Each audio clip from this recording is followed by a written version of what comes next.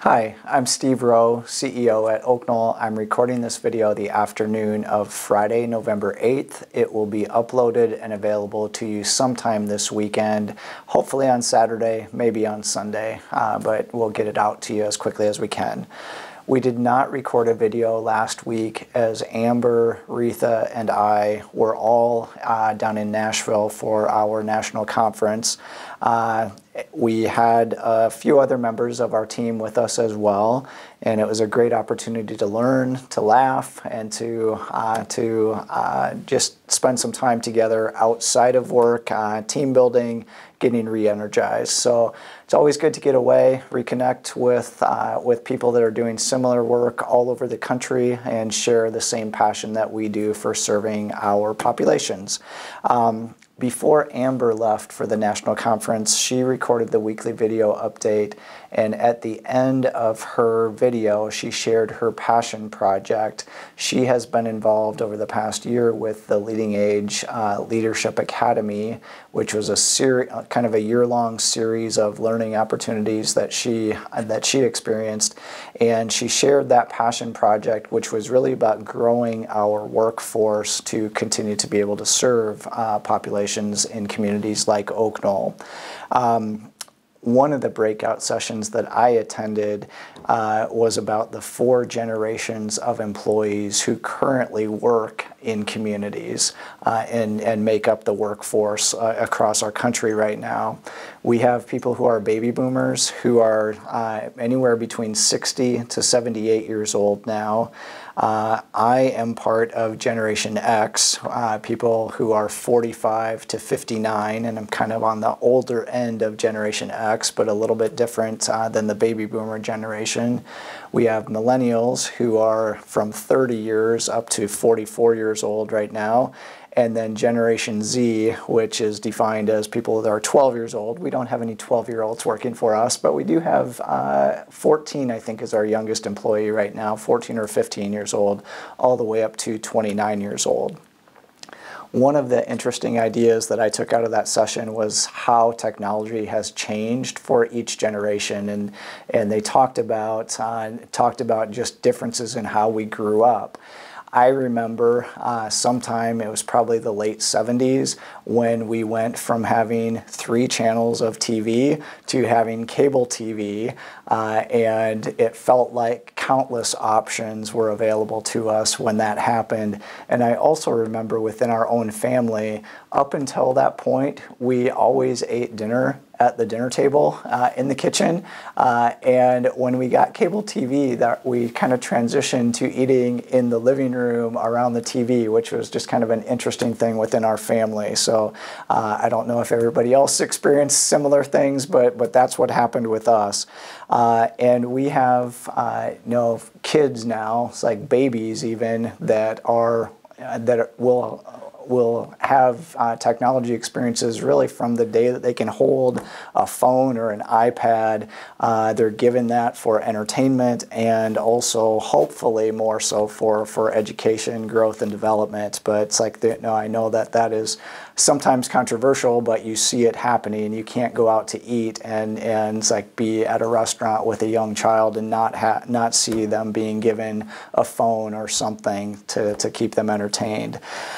So it's critically important for Oaknoll's future that we find ways to help our younger employees grow, develop, become great leaders, and that's really one of the focus areas that I will be working on over the next few years, is trying to create opportunities for the younger people who work here, that they have a career path, that they are excited about serving older adults in a setting like this, and that we give them opportunities to grow and develop and become the leaders who we will need.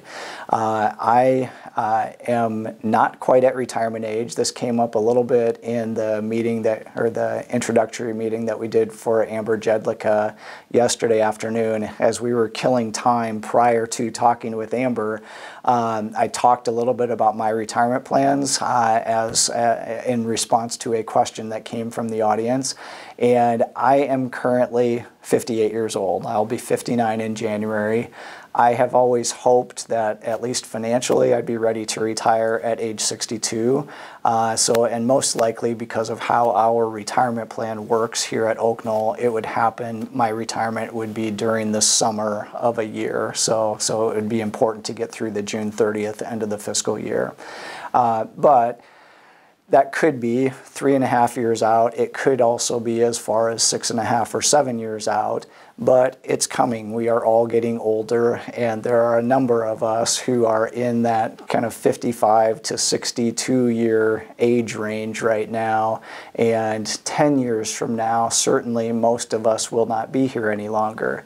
So we just need to be very conscious and deliberate about creating opportunities for our younger employees to grow, develop, and become great leaders. So that will be a focus. COVID update today is very short. I'm not aware of anybody who has COVID throughout the community, no independent assisted nursing or employees, so that's good, and hopefully we can keep it that way.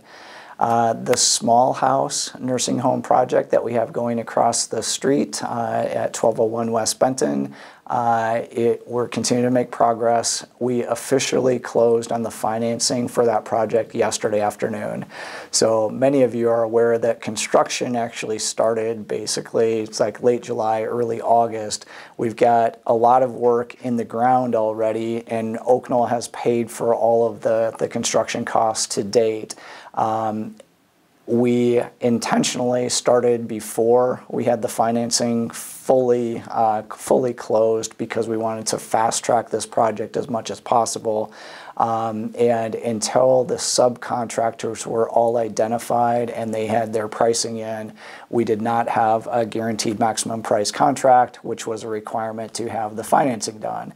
So that all finally has come together over the last couple of weeks. We finally have the financing in place, the ability now to access some new bank loan money as we continue to have bills as that project happens. We're still on pace to finish the project sometime, hopefully by the end of May. We are planning to be operational in there by July of 2025. So that's what's happening at 1201. You'll see over the next couple of weeks that they are doing the wells for the geothermal system. So they started to dig them. There will be probably about 40 holes that are 120 feet deep to support the geothermal system that will provide kind of the backbone of the heating and cooling system for that building. So that's the next major piece of work that should be happening at that site. For the ACT campus exploration, we do finally have a time lined up to meet with the construction company that the developer had suggested we meet with.